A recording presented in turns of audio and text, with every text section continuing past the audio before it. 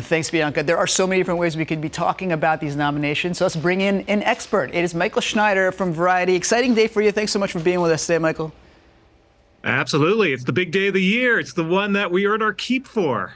Yeah, it really is. It's fun to see what you were right about, what you were wrong about. So let's just talk about the biggest nominee in the bunch, the little poignant yet absurd parallel universe film that could everything everywhere all at once. 11 nominations, great award season. Did take a lot of people by surprise. People at home might even know what this film is. Were you surprised by how well it did?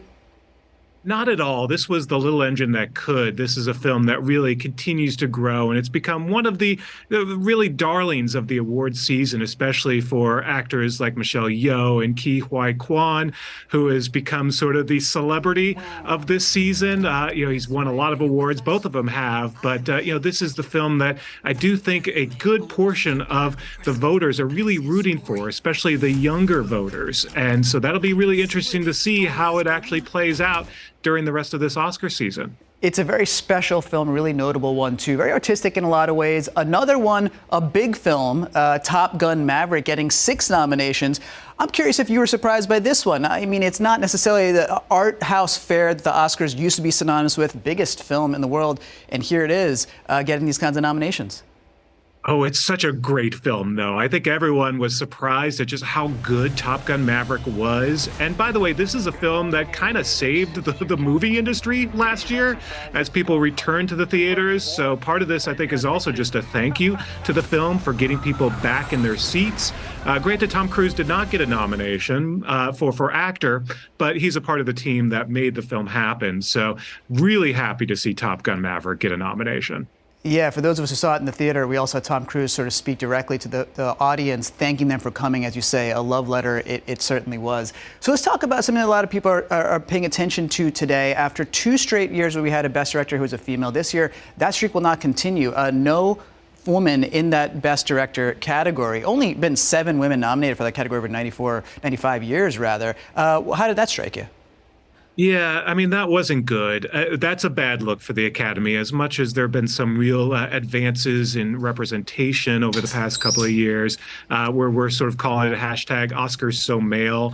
The fact that there wasn't a female nominee as director is disappointing. I can't say it's surprising because, unfortunately, it's not, given the history, like you mentioned, so few female directors ever nominated. So not a shock, but still a disappointment because there were a lot of great contenders like Sarah Polley, like Gina Prince-Bythewood, that would have been great to see nominated. So we're talking about that in terms of a snub, a not so happy surprise. But you at Variety do a whole piece, the surprises that overall, and maybe some happy surprises too. What are some of the ones that hit you this year?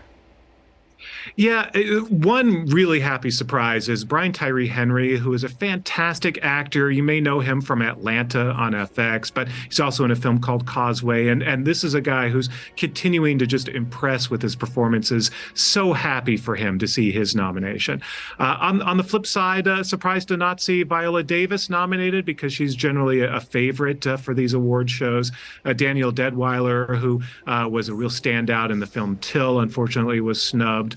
There's always a mix of snubs and surprises, and this year did not disappoint in that stage as well. And Michael, just a quick moment. A lot of people also talking about one of the Best Actress nominees, Andrea Riseborough, for a film called To Leslie, which made in tens of thousands of dollars, but had an incredible sort of campaign of friends who are A-listers who maybe helped get it nominated, right? Yeah, this is an incredible story of grassroots campaigning. There was no money behind this film whatsoever, but Andrea somehow managed to get a nomination out of just word of mouth, out of friends. Folks like Howard Stern, became, real tub thumpers when it comes to promoting this film, and it paid off. You're going to start to see, I think, a lot of grassroots campaigning in future award shows because of how well this did.